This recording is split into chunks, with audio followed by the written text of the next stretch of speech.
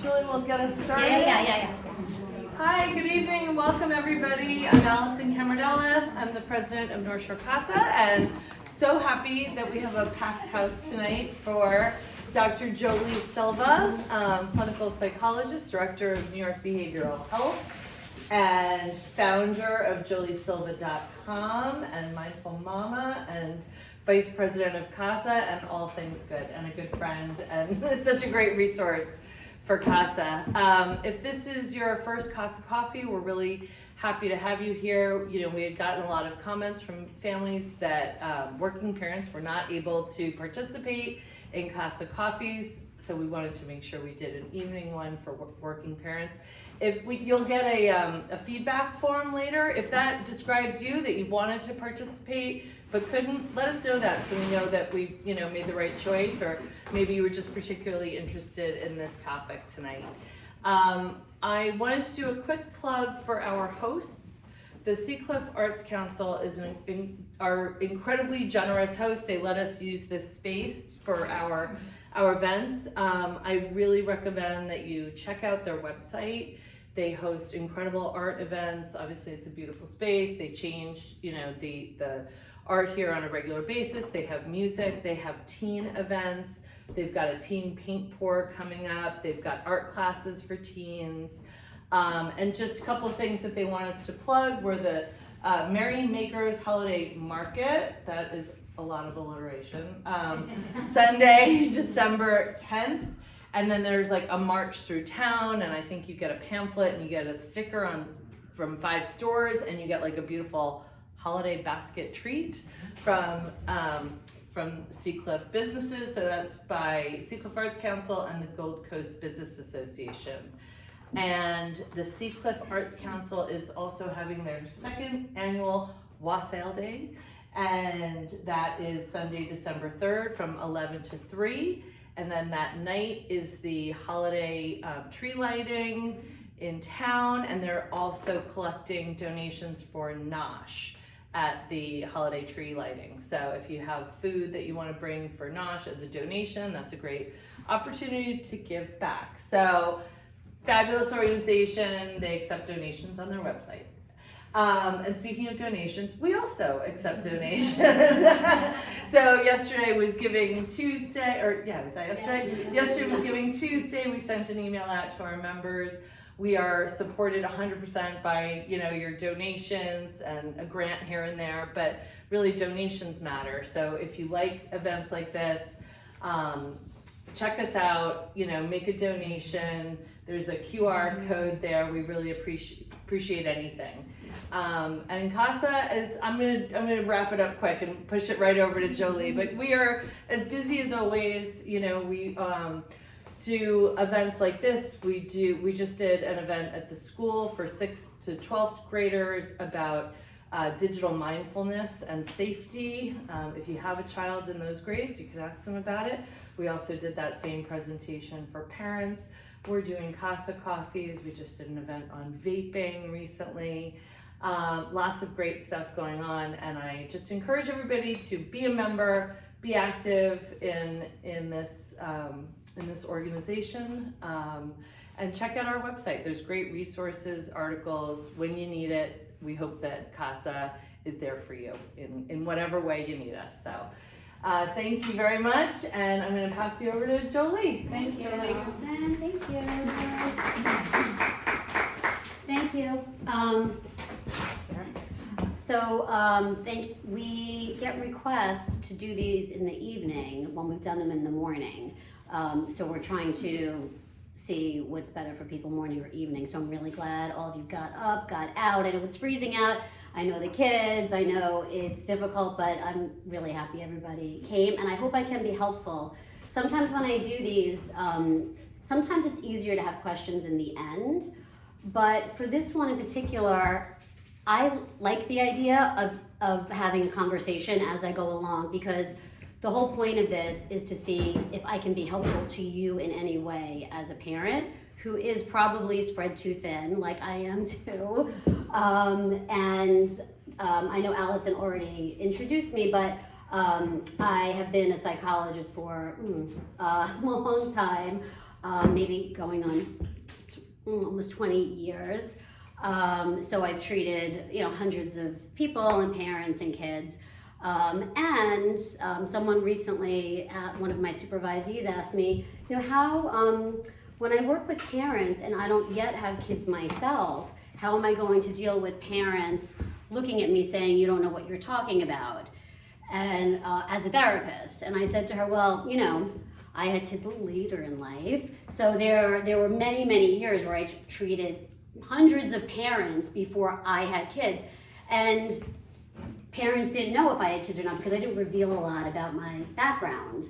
You're kind of trained not to, the way I was trained, you're not really trained to open up so much about yourself. So they didn't know if I had a partner, they didn't know where I lived, they didn't really know much until my belly started getting bigger. And then people would say, and then when they finally realized I wasn't just eating too many Christmas cookies, they would say, oh, you're pregnant? And then my life became sort of an open book because I treated so many moms, and it was like, how do your feet feel? How's this? How's that? And then it was just, okay, you're a mom now too.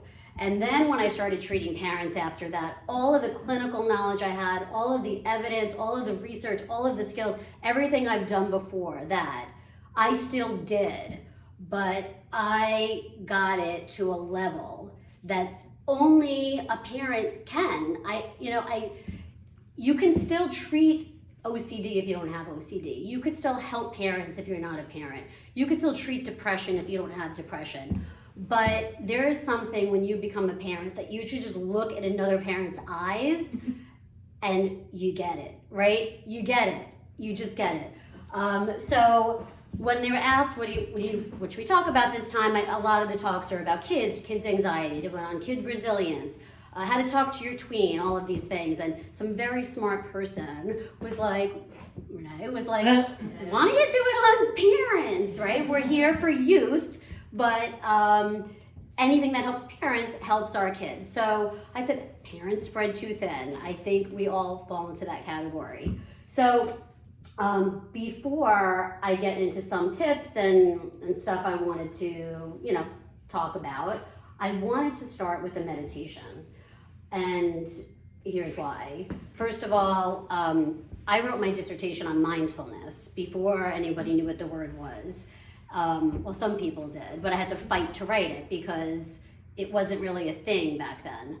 And it made so much sense to me in 2000, whatever year that was.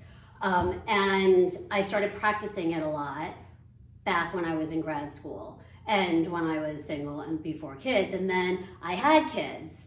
And then it's like, well, when do you have the time to do this? When do you have the time to just sit and do this? But what I want to say is, you can make the time. You can make the time for yourself every single day. You really can. I've tried it. And I'm on, I don't even know, it's like 700 consecutive days of doing a program called Zen 57, a plug for Zen 57, where I make, it's like 20 to 40 minutes a day, where I get away and do this. And I own a business. I have kids. I have an old Victorian house that's falling apart. You can like make time. You can squeeze it in. So I want to do a meditation exercise with you now because I want you to be exposed to mindfulness if you haven't already. And then after that, I'm going to challenge you to think about when you can squeeze it in every day. Challenging times are when you have the flu or when you're traveling across the country. Other than that, I don't want to hear an excuse. Okay, so everybody close your eyes if you feel comfortable. And if you don't feel comfortable closing them all the way, you can close your eyelids like 90% of the way and focus on a spot on the floor. And then when you're in a mindful position, you have your feet flat on the floor, you don't have your legs crossed, and you either have your legs on your lap or at your sides. And we like to call the mindfulness position an alert position. So you're not slouched, you're not it's not relaxation. You're alert and you're like in a dignified position, kind of like there's a string coming from the top of the room, going into your head and kind of holding you up like that. And what I just want everybody to do is just focus on your breath.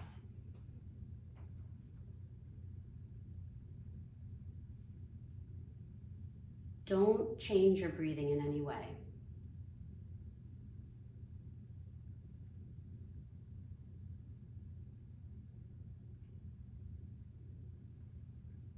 Notice the breath as it goes in.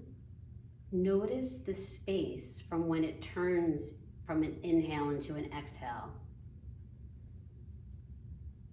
And then notice the space from when it turns from an exhale into an inhale.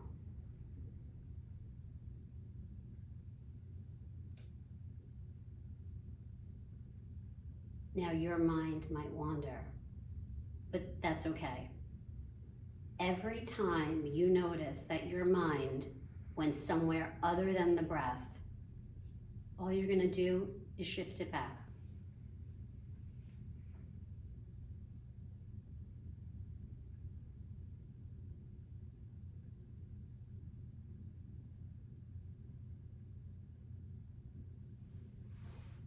Every time it shifts, shift it back.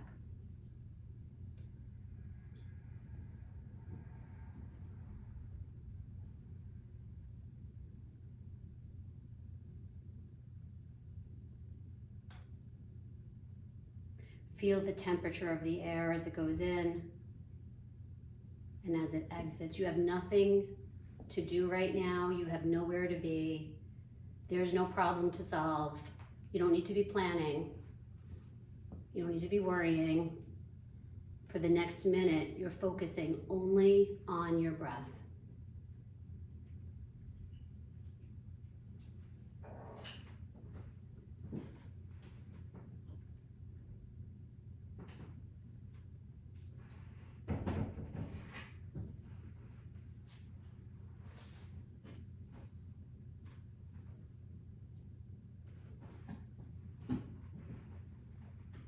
And notice if thoughts keep coming up, if there is a theme or if they're random.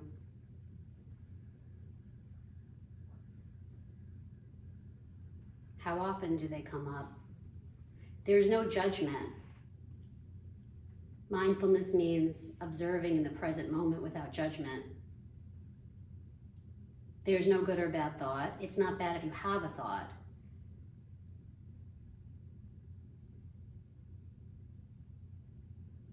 But you are not your thoughts. People find that hard to understand. You are separate from your thoughts.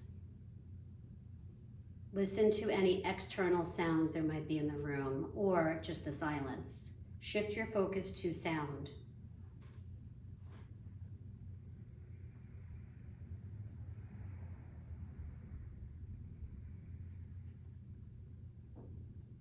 And it's almost as though your thoughts and the sound are all external chatter.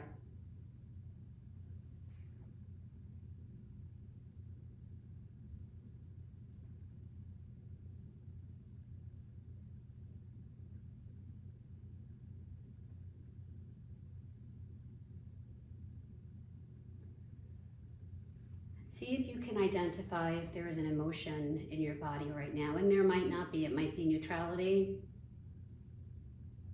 exhaustion, anxiety, anything. And if you are experiencing an emotion, where in your body do you feel it?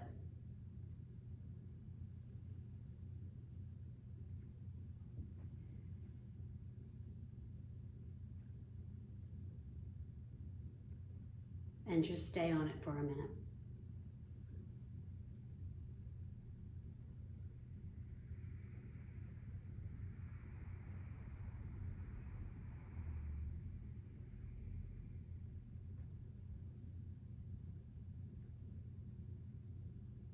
Shift back to the breath because you have control over what you pay attention to. And in your mind, count backwards from 10 with the breathing. And when you feel comfortable, open up your eyes.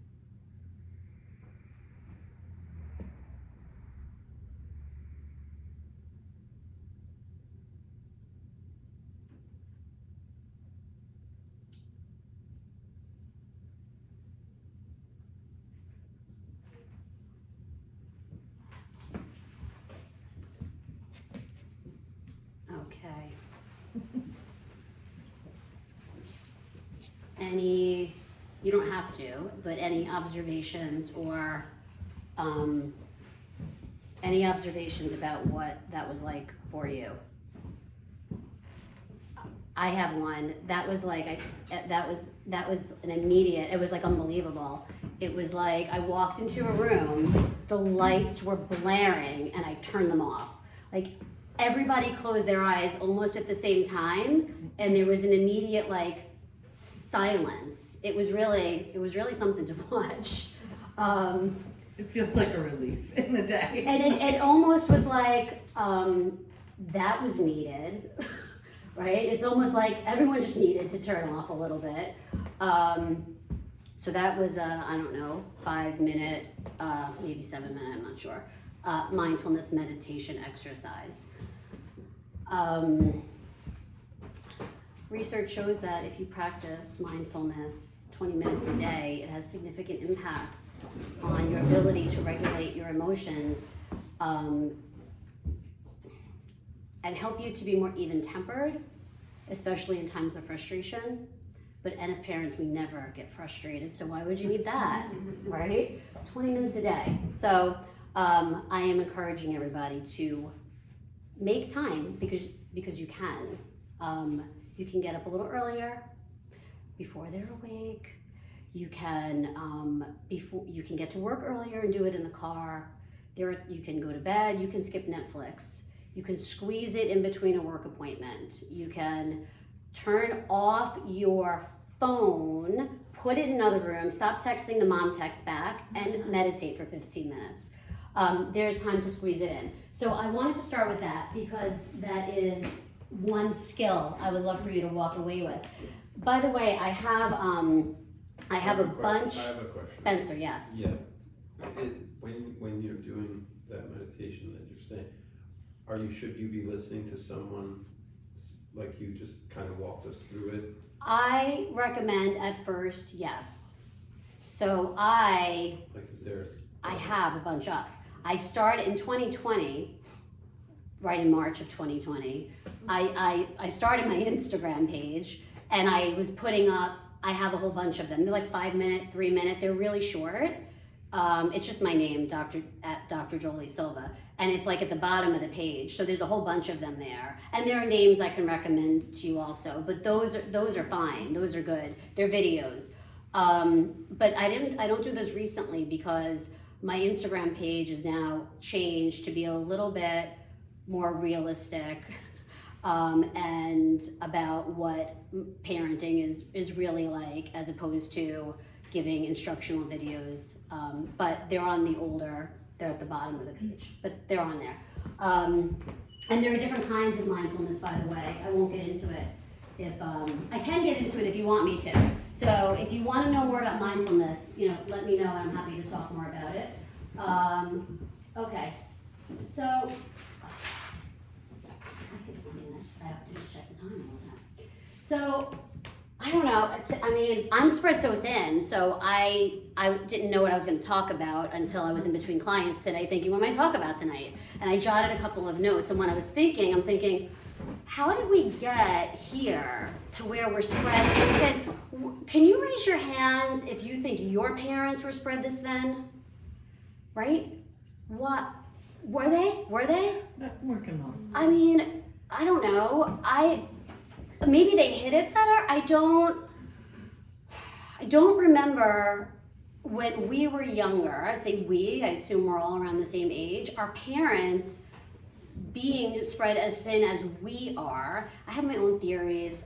I won't necessarily go into them because they're not backed by research, but I will put a couple of things out there. This is not backed by research. I think there are more working moms now where there are just more responsibilities across the board, first of all. Not that there weren't working moms, but I think there are more. And so I think that has something to do with it. I think social media has something to do with it. Why? Well, I'm not going to talk about this too much, but I will say that I recently had an intern of mine collect all of the recent data on social media's use of the impact on mental health. And I'm saying this with anger because I don't like it. And there was no surprise, obviously, it's not good for mental health, especially for teens. But there are two pieces of it that are particularly related to development of depression and anxiety, about cognitive distortions about how we talk to ourselves, okay? One of them is FOMO. FOMO is bad, okay? And I think we have FOMO. Oh, you're doing soccer. Oh, you're doing this. Oh, you're doing that. Oh, there's this, there's that. We have it too. And I think that social media has something to do with it. I don't know if that's new to our generation. It probably always existed, but I think things are just in our face a lot more than they used to be. And the second big problem with social media in terms of cognitive distortions that lead to depression and anxiety is social comparison. They went to this, I didn't go to that, for teens especially. But I think we do that too. Oh, they're doing this, they gotta do that, we're gonna do that. So we put this pressure on ourselves that it did exist because evolutionarily we're hardwired to be part of a group like that. I'm not suggesting that our parents didn't experience these things, but I'm saying it's turned up a lot, especially because of social media, I think. So those are just a couple of things, but we are also, what's your opinion? Raise your hand if you think our kids are overscheduled. This is something I hear a lot. Are they overscheduled? Okay, raise your hand if you were overscheduled when you were a kid. Right, so there's, okay, 1, 2. I was not. I watched Scooby-Doo when it was on because there was no such thing as I want to watch it now because VCRs weren't even invented yet. So, overscheduled, I think, is another thing. But that, again, I think each of these things could be topics of their own. And the overscheduled, why do we do that? We think it's better for our kids. We want them to be involved in something all the time. I mean, we can go on about why we do that, but we do it. Most of us do it, but most of us weren't when we were younger. So we're spread thin because of we're doing lots of these things. Okay, so I was gonna lay something out about different things we can do. So we talk about like how do we get to where we are right now? This is not a dire situation, right? This is a situation where we rely on each other, we rely on experts, we rely on support to move forward, right? So I was thinking about going over something that I use a lot with not just clients, but myself, friends, and family about how to deal with things. So when you're faced with a problem, you only have 4 options, and it doesn't matter what problem it is. It could be my car broke down, it could be something, really bad, it could be something minor. You only have 4 options anytime you're faced with a problem. Now, if we're identifying parents being spread too thin as a problem, maybe it is, okay? But what I want you to do is the first thing you got to do before you can do one of your 4 options is define the problem. And you have to define it very specifically, because if you say parents spread too thin is the problem, that's too vast, it's too abstract. What does that really mean? So I want each of you to think of one aspect of you being spread too thin that you consider problematic. Okay, it could be anything. It could be my kitchen's always a mess. It could be I don't like my kid's teacher and it's stressing me out. It could be, I'm psychic too. And anything. It could, one thing. I have one. Are you gonna say it out loud? Yeah. Oh yeah. It's bad. It's really bad. It's a bad one? Oh yeah, it's really bad. Oh yeah. I'm spread so thin that I no longer put my seatbelt on. It's terrible. Because you forget. Okay, so now I'm gonna already start doing the therapy before I get to the stuff. Choosing. Wait, do you decide or you forget? No, I'm on Tuesday. But it's Oh, yeah. it's a okay. It's like I can get away with it. Oh. It's terrible. Or like local or long trips too. Local. Okay. Yeah, it's bad. Because it takes too much time? What's the rationale? Too much Because time. it's so much- Think about that. Think about that. It's too much time to go like this. And the consequences of that are terrible. Are like Terrible. potentially terrible. Potentially horrible. And that's just one. I get it because my kids feel that way. I'm like, put it on. I'm Yeah. not moving, but Yeah. you gotta go. No. Yeah. Put on your seat. I get it. It's bad. You just made me think of something else too. The rushing. The getting to.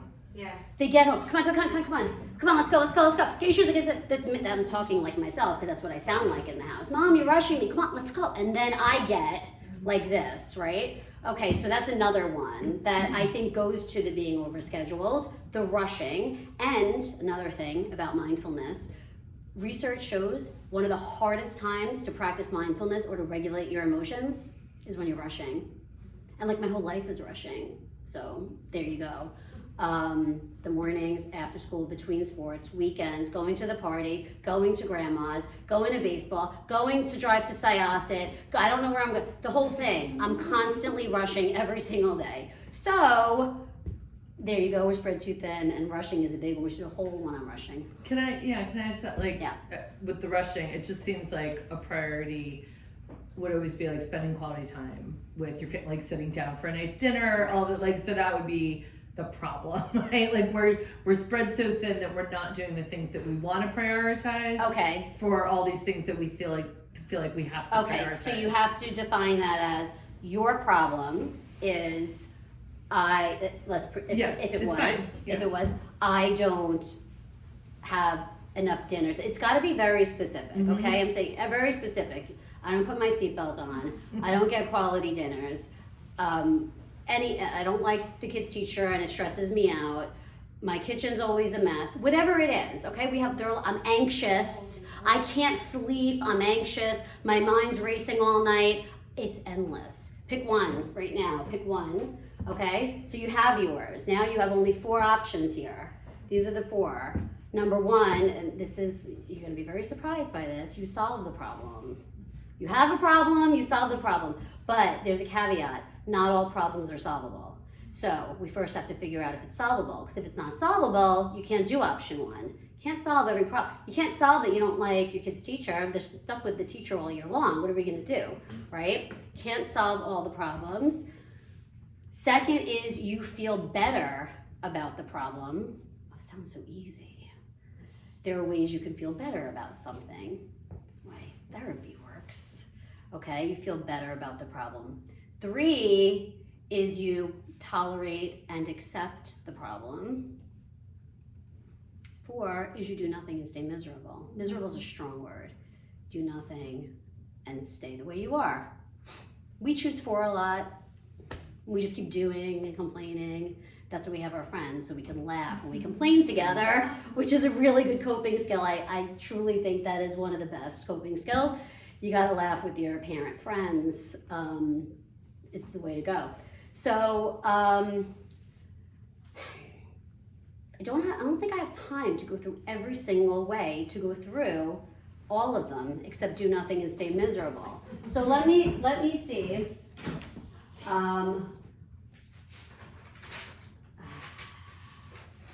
Acceptance. Okay. Let's do a quick solving the problem. I'm going to try to get through the 3 things you can do. And I want you to, in your head, apply those things to your problem. You got to ask yourself question number 1. Is my problem solvable? You don't need to tell me what the problem is, but raise your hand if your problem is solvable. Okay. Who has a problem that's not solvable? Okay, fine. No, that's going to happen. That's definitely going to happen. Okay? If your problem is solvable, you have to ask yourself, am I motivated to solve the problem? Am I going to do the things it takes to solve the problem? Because I can worry all night long and have all the great solutions about solving the problem. Nothing matters unless there's action. Thoughts don't matter. Feelings don't matter. It's action or you're number 4 and you're staying miserable. So you solve the problem, or you don't, and accept the fact that you are mad about the fact that you're not solving the problem, okay? And complaining to friends, I joke, if you're complaining too much, what you're doing is ruminating out loud, and that actually makes your problem worse. So we can joke with our friends, we can have support from our friends. But if you wind up that you're complaining a lot to your friends, you're actually not helping yourself. And there's a lot of research to support that in depression literature. Okay, so there comes a time where you gotta check and be like, all right, enough with the complaining, I gotta do something here. How do you solve a problem? There's a specific way to solve, believe it or not, there's a whole line of research on problem-solving therapy, because people think they know how to solve problems and they really don't, okay? The first step in problem-solving therapy is what we already did. You have to operationally define the problem very specifically, not I'm tired or whatever. It's gotta be, I don't go to sleep early enough, right? You gotta be very specific. The first thing you do is you brainstorm all of the possible solutions to solve your problem. And some of those could be ridiculous. Like there's nothing, everything goes. This sounds like common sense, but believe it or not, like people don't do this enough.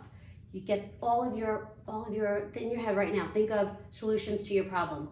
My kitchen's a mess. I could hire a cleaning person to come every morning to do it. I can go to bed later to clean it. Like, what are they? I can make my kids do it. That's not going to work. But you can brainstorm. Get my husband to do it. That's not going to work. But again, we're brainstorming nothing. Think about brainstorming solutions to your problem. Okay? Then what you would do is you would kind of go through, get rid of the ones that aren't going to happen. You look at the pros and cons. You commit to yourself, you're picking one. I am picking a solution to my problem and I am going to act on it because I have a goal to feel better. And nobody's gonna make me feel better but me. That's another thing we have to stop doing. We are responsible for our own feelings, not other people. It's not, she made me mad, this person made me anxious. No, if you live your life that way, you're not gonna have, a satisfaction or an inner joy. You are responsible. So you decide, okay, I'm gonna solve my problem. This is the thing I'm gonna do. And then you commit to yourself. You have to be your own boss. Okay, I'm doing it for 2 weeks. And I'm putting in my phone, check in with self on problem solving if I did it. And then 2 weeks, you didn't do it. Because, you picked the wrong one. Ask, why didn't I do it? Right? When clients come in and I say, okay, we're gonna do this week. Yeah, that sounds great. I'm gonna go out and ask this girl out at the bar, whatever, if they have social anxiety. Okay, you're gonna go to that bar. Okay, they come in the next week and do it. Okay, we don't say, okay, let's move on. We say, why didn't you do it? Did you forget? That's one that's one thing you gotta solve. Did you not have motivation? Did you have anxiety? There are a lot of reasons why you don't do the things you commit to doing, and that's only a question you can answer. Other people aren't answering that. I'm committing to meditating every morning. I didn't do it. Why? I was too tired in the morning. Why? I went to bed too late. Why? I binge watch, whatever. You have to make a choice. Stop binge watching or do your meditation. Okay, so you have to be accountable. So that's how you're solving the problem, if it's solvable, and then you're going. But you have to commit to yourself to do it. Now, what if the problem isn't solvable? You know that I accept all of the things I can't change and change the things I can change. There are some things you can't change, right? And we talk about acceptance of those things you can't change. Acceptance does not mean agreement.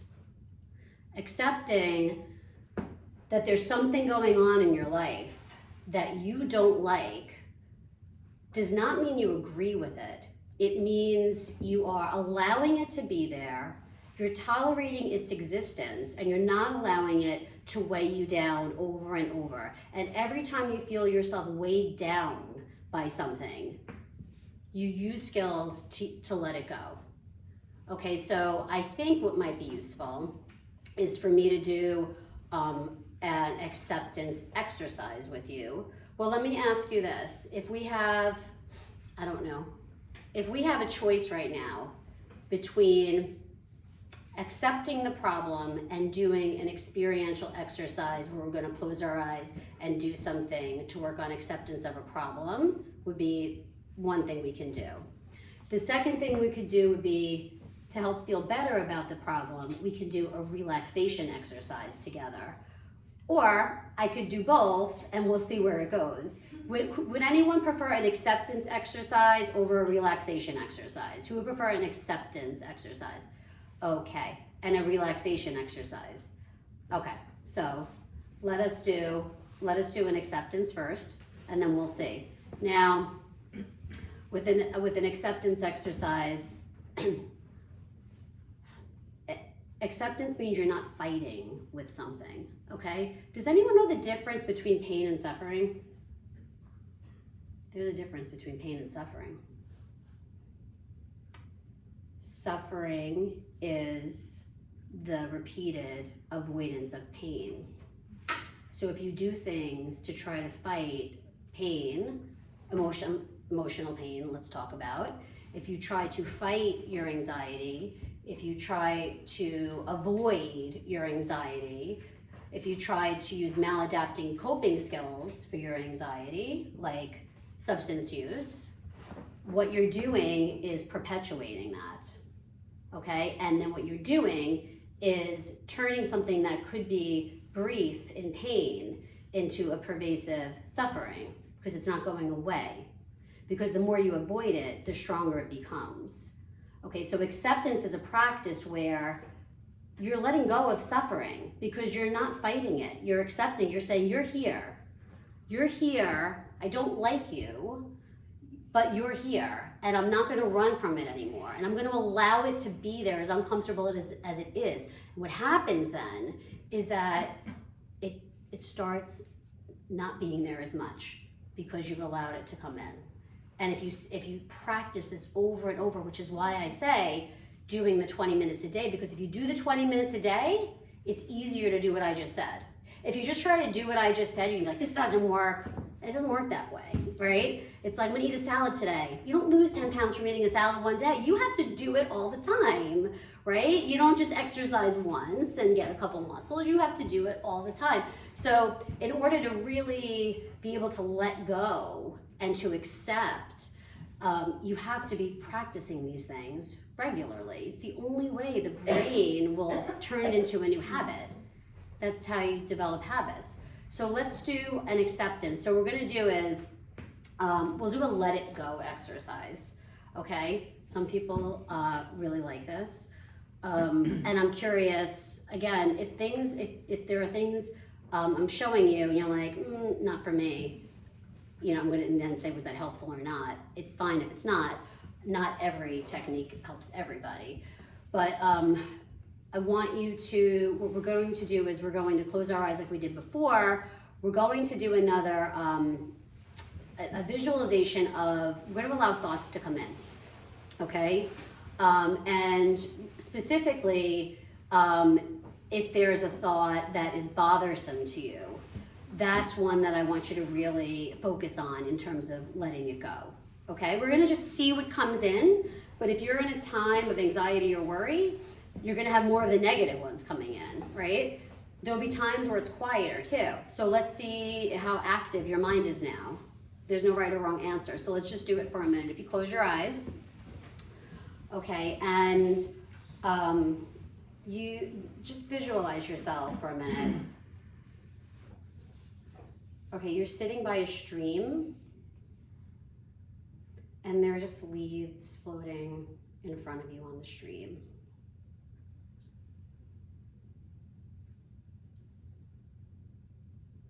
Okay, just sit here, and if nothing comes up, that's fine. Allow thoughts to come in. Notice if you think in words or pictures, or both. You talk to yourself in your head, or you have visuals, or it could be both. Some people are heavier in one or the other. There's no right or wrong.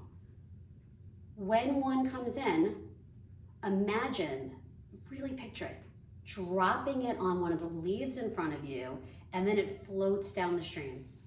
That's it. Every time a thought comes in, watch it drop down on the leaf and then float down the stream. Try that for a few minutes. If your mind gets distracted, notice where you are and go back to the stream.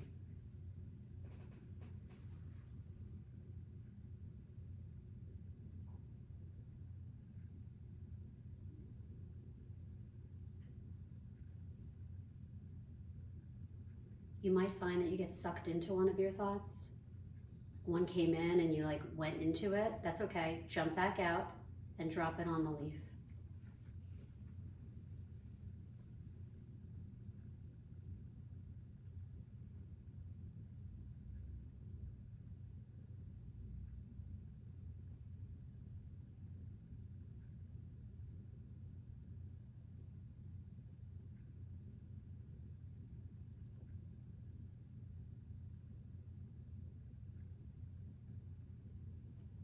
Every time one comes in, drop it down. See if there are any repeaters, if any come in more than others.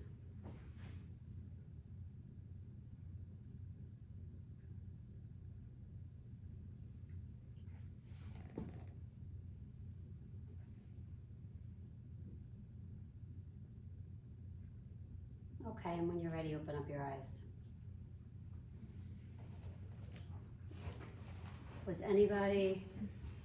Did anyone have a hard time with it? Yeah? Thought they kept coming back. You had a repeater? Yeah. They're pesky, aren't they? Did anyone have a hard time? So when you had a hard time, was it they were coming in, you were getting sucked in? I had a hard time visualizing. Yeah. No, taking the thought and getting it onto the leaf. I agree with you. I don't know, there was, I don't know. I agree with you. I have a hard time with a lot of visualization exercises too. It's interesting. Some people, I don't know exactly what that has to do with, but some people have a harder time. It's like, I don't know if it has to do with this, but when I think about some artists who can just in their head picture something and draw it, and then there are some other artists or just other people, I mean, Juliet, maybe you know, aren't there some people who just picture something and can draw it? I'm not that. I can't, right, but there are some artists who can't do that. That's like my sister, she does it looking at something, but her son does it from his head. So I don't know what's I was behind able that, to see the leaves but you go couldn't away, visualize. but I couldn't take the thought and place it on the leaf. Yeah. So I was just, in my visualization, I guess, just watching the leaves go and saying those are the Yeah, thoughts, but not seeing them on it. yep, I totally get it. I totally get also, it. right in the beginning, I thought of the scene from my cousin Vinny when Which one? talking about the deer. So it took me a minute to get into the thing. Deer All I in the could see is May like this. Yeah. The deer You in the know. corner. Little doe. The little nose. doe. I had a hard time not laughing out loud Right, for a second. but yeah. And I got there You got through there. my breathing. Listen, it's funny because I had words falling, right? You I was not did? visual, my words were falling Fascinating. onto the leaf, and they would start to move, but then they all piled up. They all got stuck. And Get I outta could not here. move the leaves down the road. Oh, they were all stuck They were there. all stuck, and I couldn't. And then they just kept pouring. Like one just, and it repeated, and it just kept coming down and down and down, and it would not go away. Isn't that And interesting? I just couldn't get it to move. That is interesting. So kind of the opposite. Yeah, I need to combine. it. yeah, that's right. That's I'll right. bring them down, he gets them off. Does anyone else have an experience? It's, what was yours like? I couldn't get any thoughts at first. But that's not good or bad. But none were coming in. I mean, it did eventually. Eventually it At did. first, it was just like a blank slate. Nothing wrong with that. We could only use a little more blank a little bit more. Sometimes they come in super fast. Sometimes they're totally random. Like, where'd that come from? Sometimes it's just trivial stuff like, what am I gonna give the kids for lunch tomorrow? Those like annoying things. Or sometimes it's deeper. You know, sometimes certain times a day have different kinds of. The point of this is to show you that you are not your thoughts. You are the observer of them. You're the observer. And letting them go. People find that super useful. The longer you do these exercises, the better they are, like up to a point. when people have anxiety sometimes and you do these exercises, it increases the anxiety in the first 5 minutes, sometimes. And they say, it doesn't work, made me more anxious. Well, because you have to allow time for the anxiety to dissipate when you do it. Okay, how much time do we have? It's been less than an hour, Okay. so it depends on how much time you want for questions. Well, why don't I have more stuff, but is there any questions about stuff we talked about already, or any topics that I didn't talk about already that you would hope to gain information or tips on from being here? No? Okay. Okay, so I'm gonna go on to the 4, does everybody remember the 4 things you do when you have a problem? I use these with my kids. Because they pertain to humans throughout the course of their life. What's the first is solve it. We went through that. They're not all solvable. The second is feel better about it. We haven't really gone into that one as much. The third is accept it. The fourth is do nothing and stay miserable. So let's talk about how you feel better about a problem. There are skills you can do to feel better about things. So again, go back and identify one problem that you have related to being spread too thin as a parent. Is it that you don't spend enough time with your kids? Or you don't spend enough outside, green time. I love that new term, green time. We need more green time is correlated with better mental health. Screen time is not. So you're not getting enough green time maybe. Pick something, okay? What if kids specifically, or even adults, think that they're not getting enough screen time because they're like too overscheduled, or like Wait, so the parent's not getting enough screen time? the person? The person thinks they're not getting, well, it depends, because if it's a child who's complaining they're not getting enough screen time, we do a collaborative problem solving instead of an individual problem solving. We help them to solve their own problem. So if it's the child who said, I don't get enough screen time, what does screen time mean to the child first? Is it relaxation? Is it social connection? Is it like what is reinforcing about screen time to the child? And then as a parent, making a judgment about, well, is that kids think things are important that we might not, but like my resilient talk, they're their own person. So they can decide what they think is important. You may not agree with it, but they might think that's important, right? And you could set boundaries. They don't have free reign over things. But then you would do, if it's the kid that doesn't think they're getting enough, whatever, and then they're complaining about it, do you remember? I don't know if I'm going to say the last one. Whose problem is it, is what we were doing, did the last talk I did.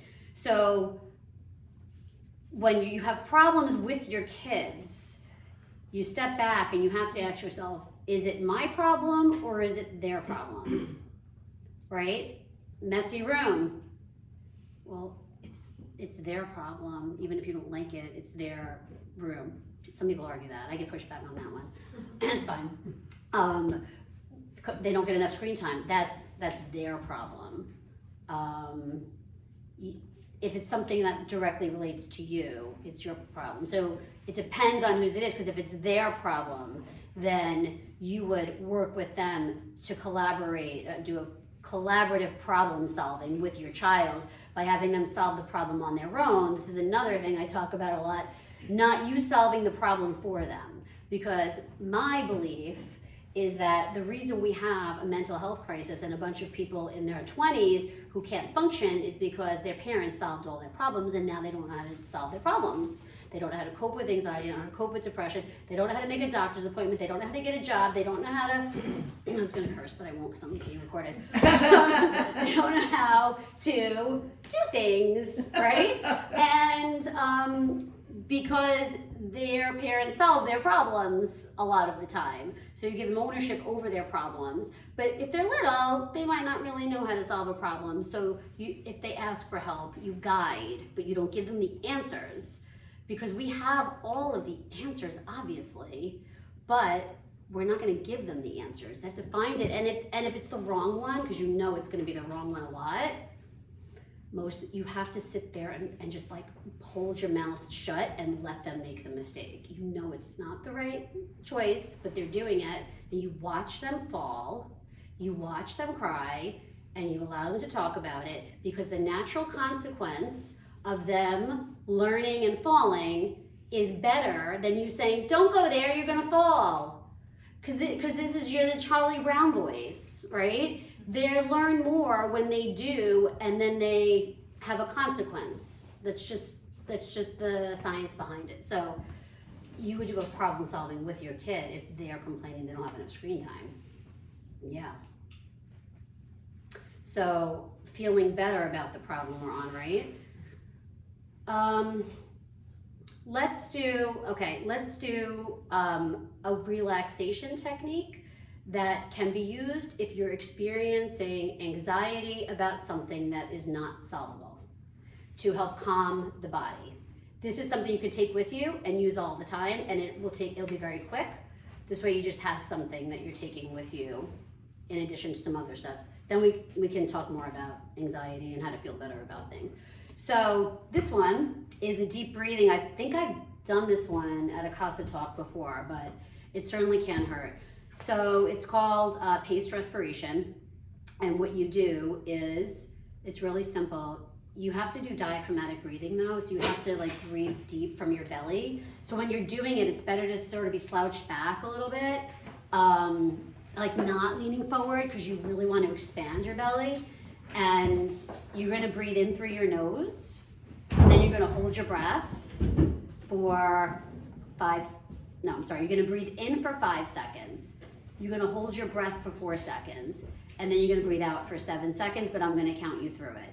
It really is very impactful. Like if you're about to do something or go somewhere and you're feeling a knot in your stomach, you do this. It really, really is very helpful in all sorts of situations. And I teach it to my kids too, if they're worried about something. So I'll count you through it, but I wanted to point out, make sure you're like spreading the breath across the whole count.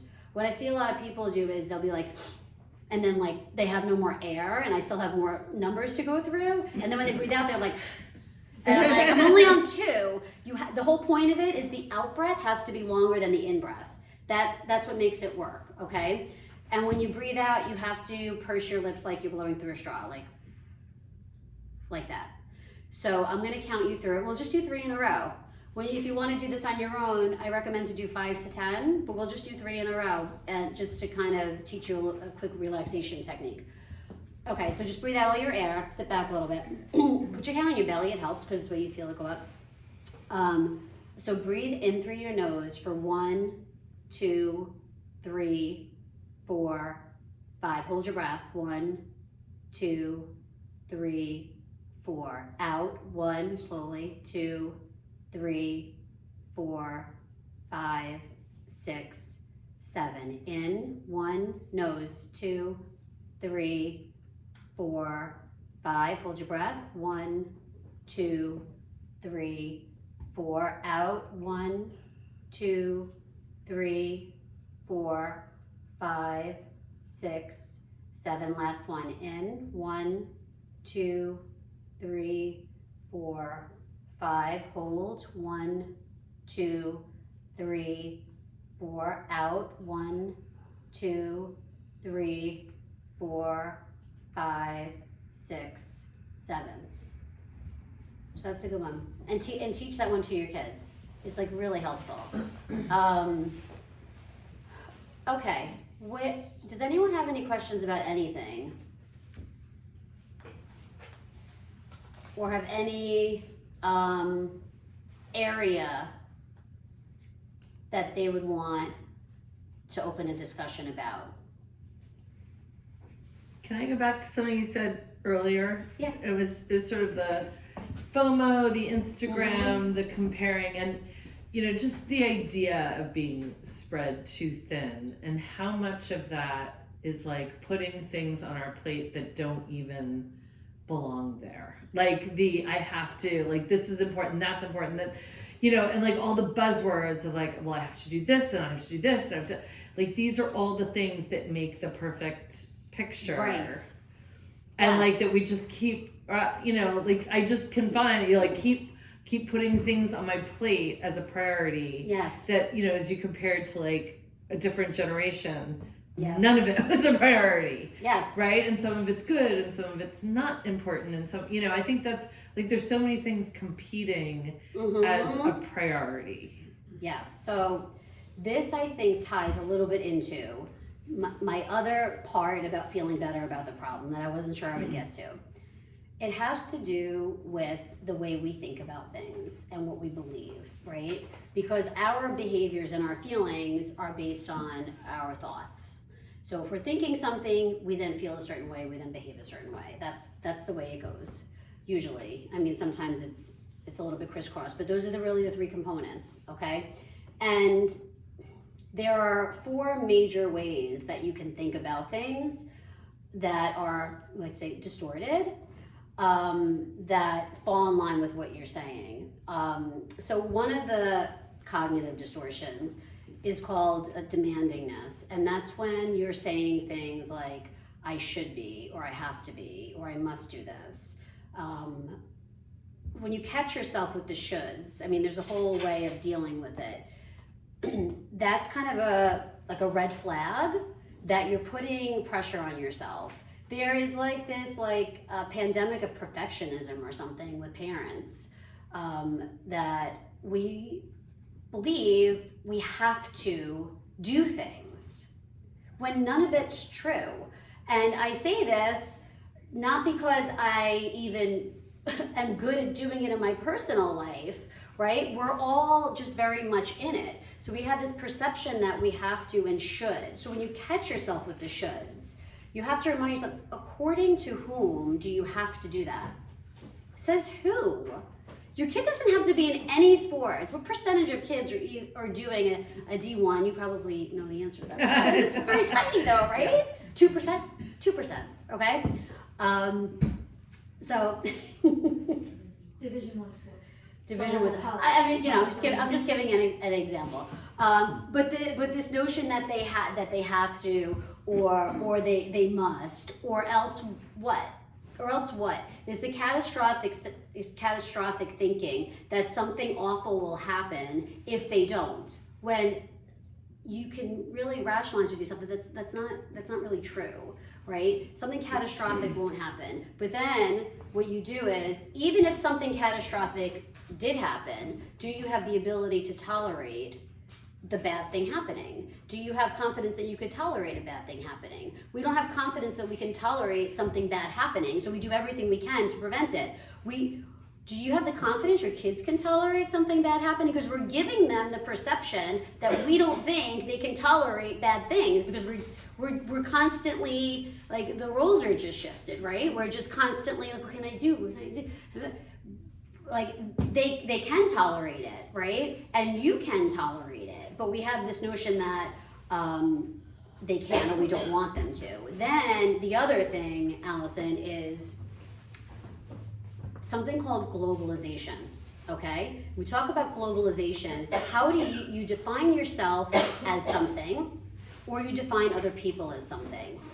And that is a cognitive distortion, because it can lead to a fixed mindset for you and your children. For example, I failed as a mom. I'm a failure. I'm not good enough.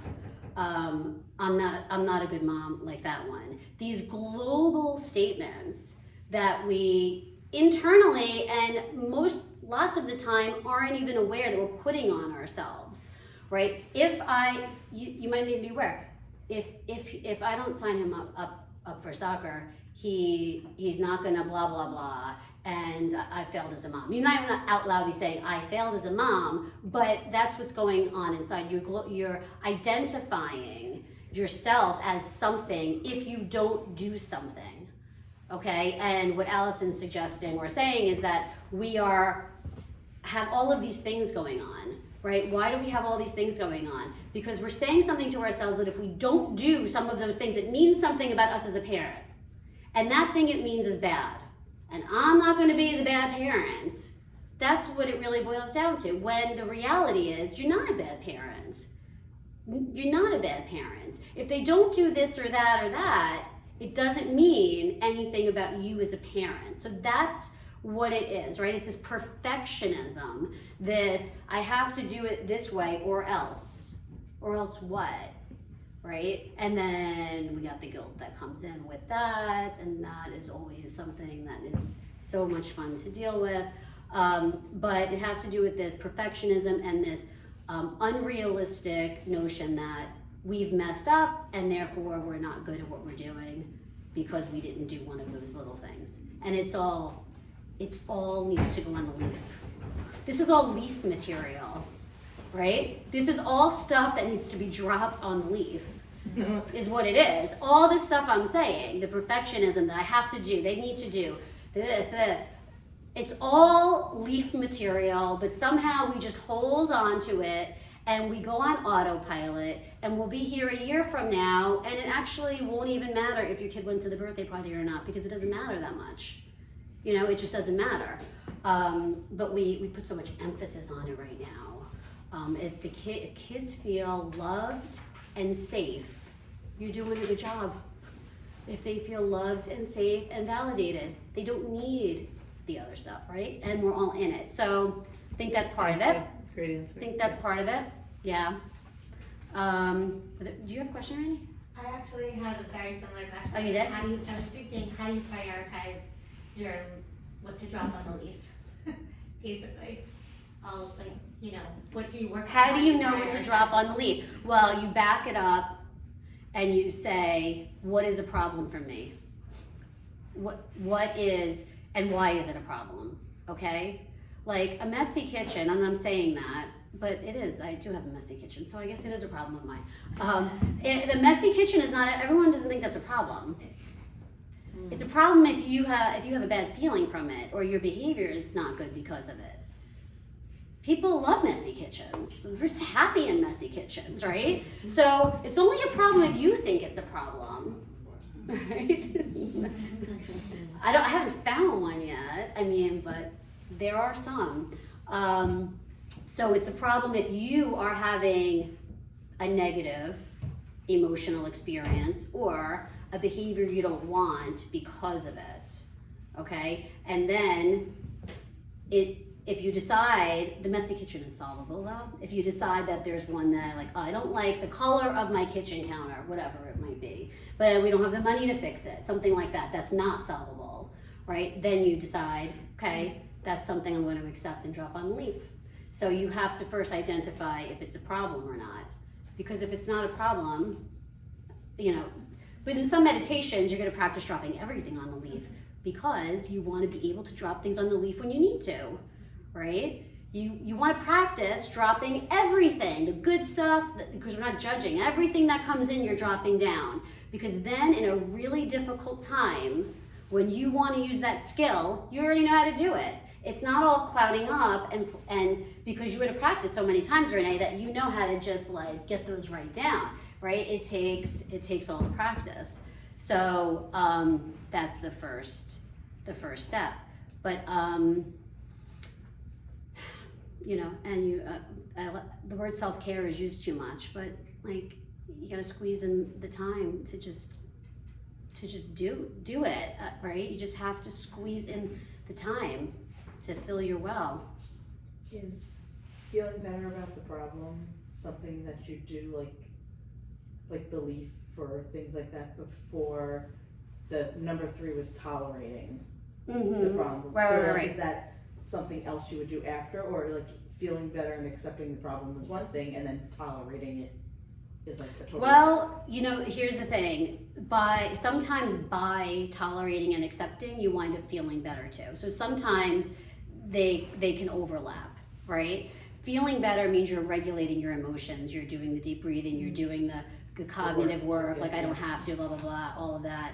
And then the dropping on the leaf is more of an acceptance skill. But at the end of the day, you wind up feeling better because you're using that skill. I tell my clients whatever works. Like I give them a whole bunch of stuff. Yeah. Okay. How about, let's take like your partner in case, like, Yeah. so if you can drop something on the leaf, but your partner can't, like that I feel is probably in a lot of homes where Oh, yeah. someone might feel like, oh, they don't need to do that, or you know, how do you drop your leaf and make it work for you still? Couples therapy.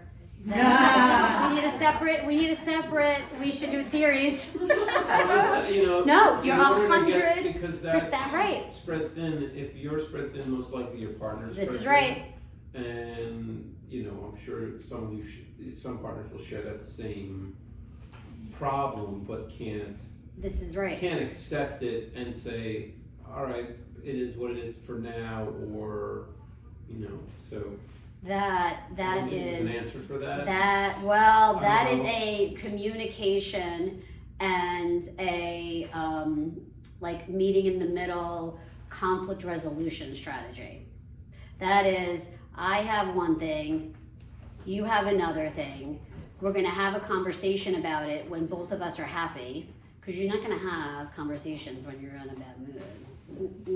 Not even with your kids. You get yourself to your place before you have it, and then you do like a conflict. You have here reflective listening, problem solve together. It's not easy out there. It's not easy. It is not. What time is it? I don't have my. It is 1:15. I mean, Ooh. yeah, if there's one or two more questions, we definitely have time. Let me see if there's any other left. I mean, I think they have enough strategies. And yes. Oh, I have one more quick strategy that we're gonna do before we go. Oh, and I didn't even get into my whole thing on sleep and exercise and diet. Just say But sleep, I exercise, do and wanna diet. do that. Sleep, exercise, and eat well. I do wanna do the Buddha smile before we go, because that's another little thing. Who had a question?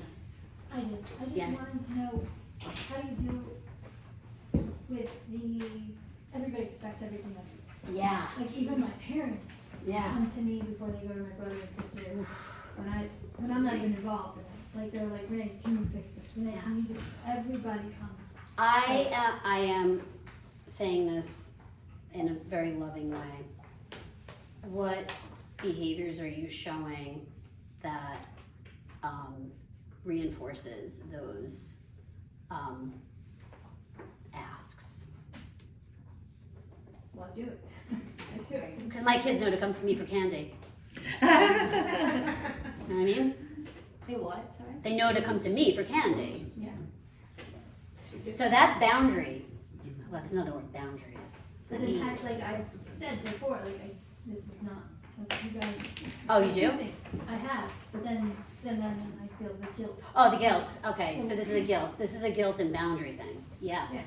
This is a guilt. The most useless emotion there is. The most useless emotion there is, and it's so uncomfortable, isn't it?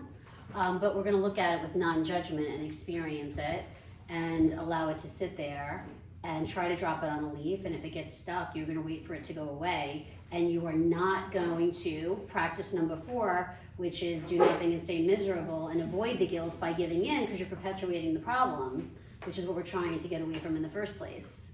Does that make sense? If you're going to try to get rid of the guilt by giving in, if you're going to that's doing number 4. If you try to get rid of the guilt by giving in, you're doing number 4, meaning you're going to stay miserable. Because giving into the guilt, doing things for other people, whatever it might be, you are perpetuating the guilt, which is the problem that you're trying to get rid of. So you do number 4. And same with anxiety and lots of other things. Yeah, that guilt. I know.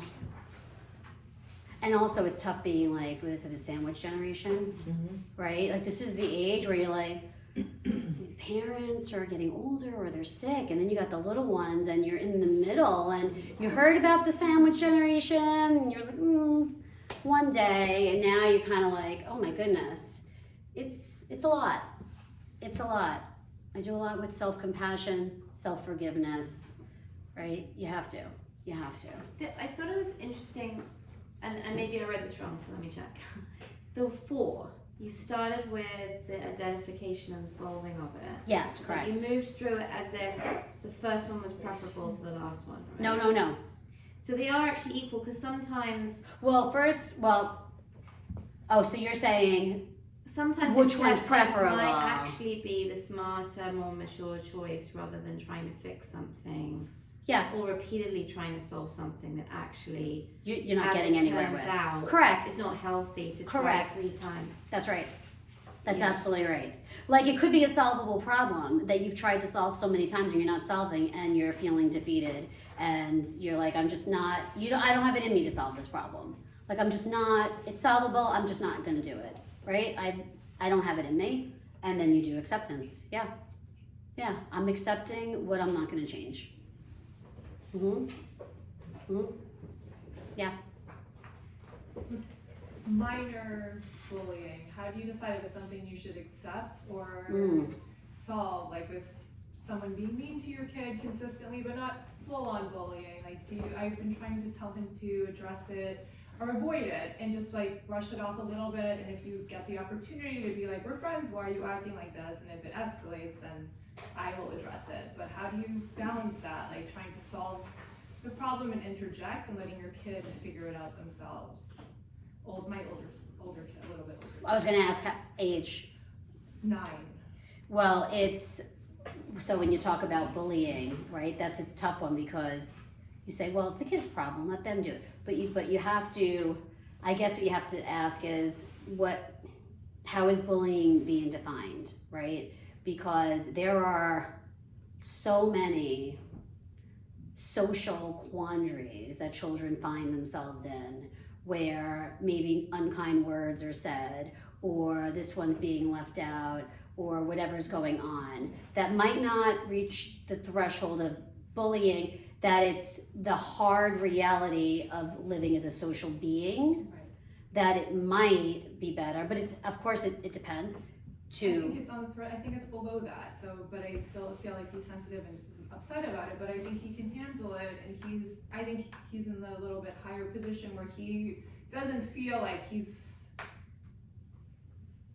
the one he's sad about it because it's a friend being mean to him. Of course. That's why he's upset. Of course, but you also want him to have the perception that you believe he can handle it. Right. That's always, I think, the goal, unless it's obviously dangerous or harmful. It's not. It's just that- mean. Can you role play meanness. how you It's build that mean, perception? constant meanness. How we do it How with do the you kid. build that perception in that child? So, that they can handle it? I would go through with them. Well, first of all, I would have them talk about what exactly is going on. I would help them to identify what the problem is, how it all goes down, all of that. And then I would ask them, how would you like to handle that? I mean, I do this all the time in work and at home.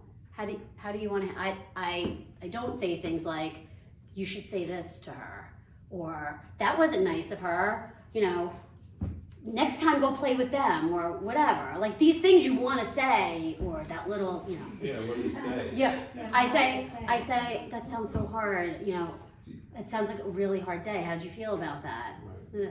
Do you give them a suggestion? Like, No. Like say, No. approach it with, If they say I don't know a lot, then, I mean, I really do wait until if I truly believe they can't think of an answer, which is unlikely, right.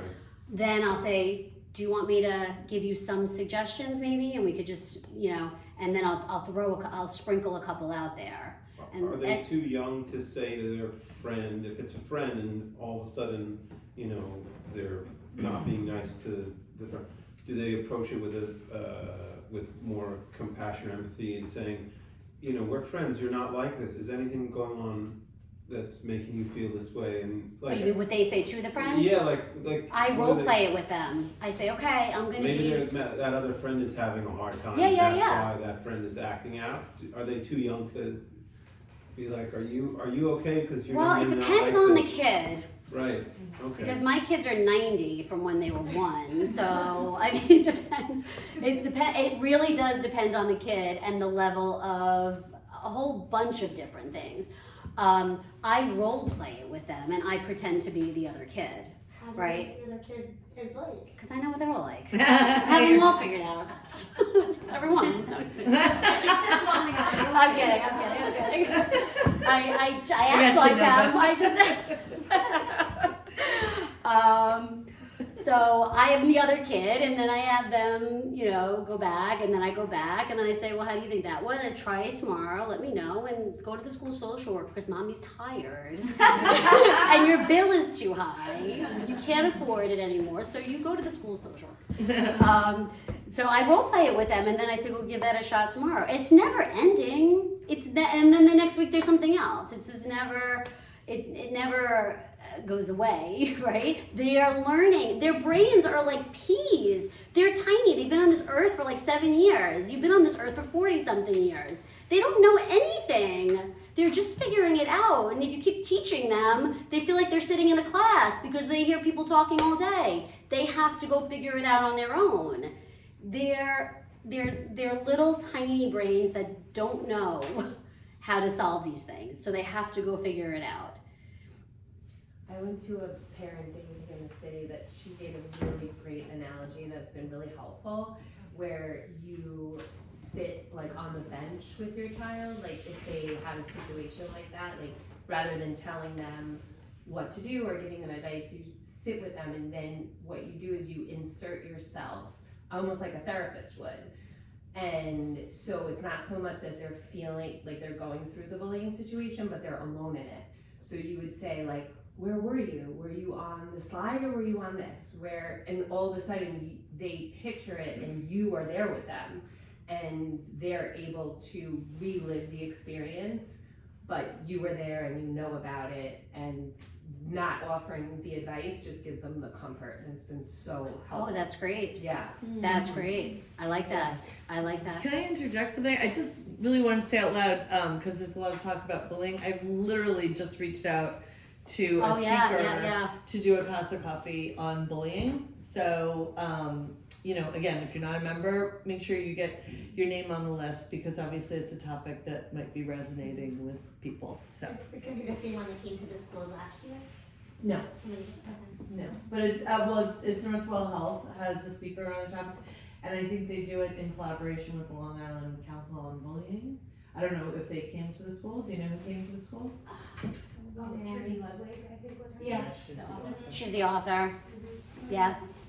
So I have my old business cards on there, my email, if anyone wants to email me some pamphlets. I think those are old addresses, but the email's correct. I think the brochures might be accurate. And then if you can also message me through Instagram, people sometimes do that. And I have posts on there that people find helpful if you wanted to follow. That's always a way you can learn stuff too. Hopefully I'll get some more stuff out there. So thank you everybody for coming. Thank you, Jolie. Thank you so much. Amazing. Thank you so much. Thanks for coming, everybody.